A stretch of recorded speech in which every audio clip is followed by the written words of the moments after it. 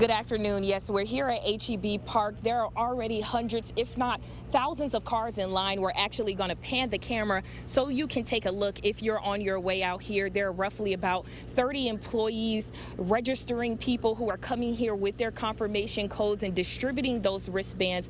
We're actually going to show you that fire still smoldering, still some active flames burning on the post of this fence here. We're actually going to take a walk across. It's pretty windy out here. A lot of the debris blowing in our direction.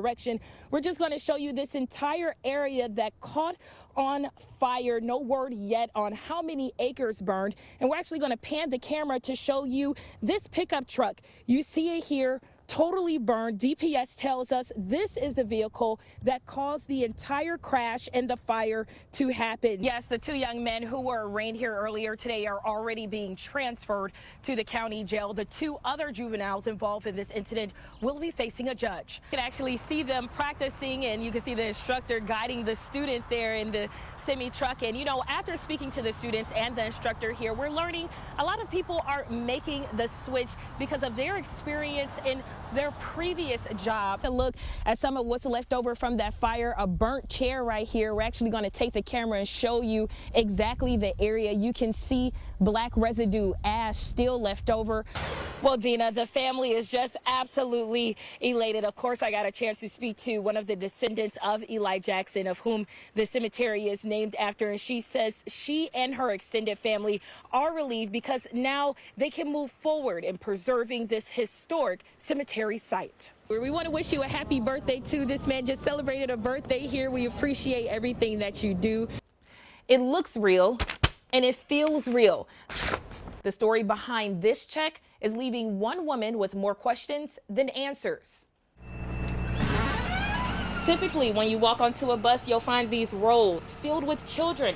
But this year, that's not the case. Instead, you'll find supplies, food, and technology. And this year, it's the bus drivers who are connecting with the children, helping them succeed throughout the pandemic.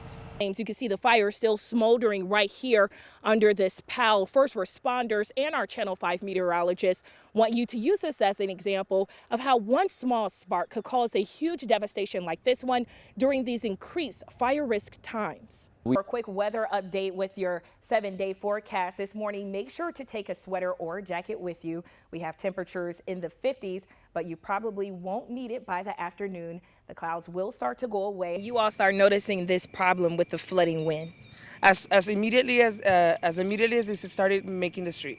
Break down how Mexico's legislation will have an impact on American agents in Mexico. Basically what Raymondville ISD's deputy superintendent says by 1:30 p.m. today, they'll have 100% of their teachers and staff who opt in for the vaccine vaccinated. Love is in the air, and the sacred tradition is starting this week in Hidalgo County. Justices of the Peace and FAR and ELSA are ready to make your Valentine's Day this year very unforgettable. Organizers are expecting this to be a very traffic-heavy event, so you want to make sure you get here early. Here in this parking lot, there are roughly about 1,000 spots, so even if you don't get here on time, there'll still be some space for you. Alyssa Cole, Channel 5 News at 6. It was right here at this Stripes on 107 where Mila was last seen. People in the community have been contacting Jessica, telling her when Mila was spotted, she was wearing a new collar.